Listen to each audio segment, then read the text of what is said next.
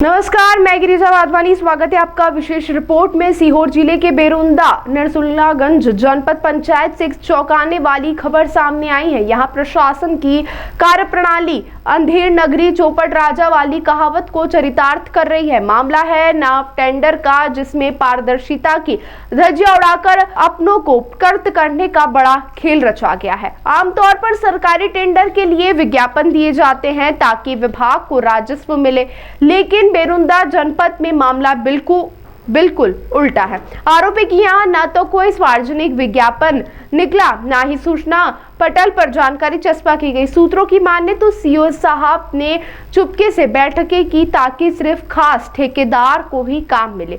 चर्चा है कि यहाँ के टेंडर को पुराने ठेकेदार को उपहार स्वरूप देने की तैयारी है। सीओ साहब की इस विशेष मेहरबानी के पीछे का सच क्या है? क्या सिर्फ एक ठेका है या भ्रष्टाचार की कोई गहरी साजिश?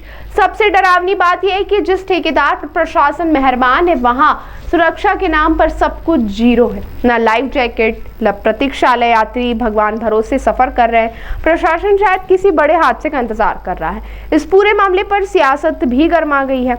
जिला कांग्रेस प्रवक्ता गोपाल शर्मा ने सीधे तौर पर जनपद सीओ पर गंभीर आरोप लगाया। उन्होंने कहा कि यदि प्रक्रिया पारदर्शी नहीं हुई तो कांग्रेस सड़क पर उतरकर उग्र आंदोलन करेगी। जब हमारे संवाददाता ने जनपद सीओ संजय अग्रवाल से जवाब मांगा तो उन्होंने सवालों से कन्नी काट ली और ना कोई जवाब दिया, ना कोई सफाई दी। चुप्पी उनके मौसमी और मेहरबान रवैये पर बड़े सवाल खड़े कर। जनता अब जवाब मांग रही, कहीं ऐसा ना हो कि इस नाव खेल के साथ साथ आम आदमी का भरोसा भी बीच मझधार में डूब जाए।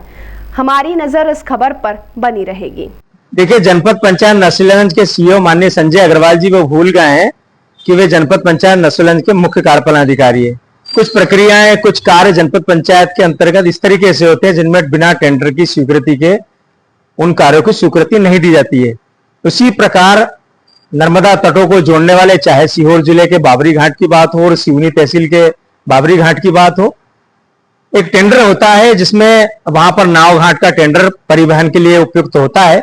लेकिन माननीय संजय अग्रवाल जी ने जिस तरीके से बनिए की दुकान चलती है उस तरीके से एक फरमान जारी किया और सीधा बड़े लेन देन के साथ उस ठेकेदार को, नाव ठेकेदार को ठेका दे दिया गया। मैं पूछना चाहता हूं कितनी बड़ी रकम ली है माननीय जनपद सीओ ने? एक टेंडर के साथ साथ इस तक मुनादी होती है, सूचना पत्र उन पंचायतों में जारी होता है। इन सब से हटाकर, इन सब को अनदेखा कर माननीय जनपद पंचायत सीओ अग्रवाल जी ने उन नाव ठेकेदारों को अगर ठेका दिया है तो बड़ी रकम ली है, ऐसा आरोप वहां के आम जनता लगा रही है, वहां के अन्य ठेकेदार लगा रहे हैं। दूसरी चीज, सुरक्षा के मापदंडों का ध्यान रखना आवश्यक है।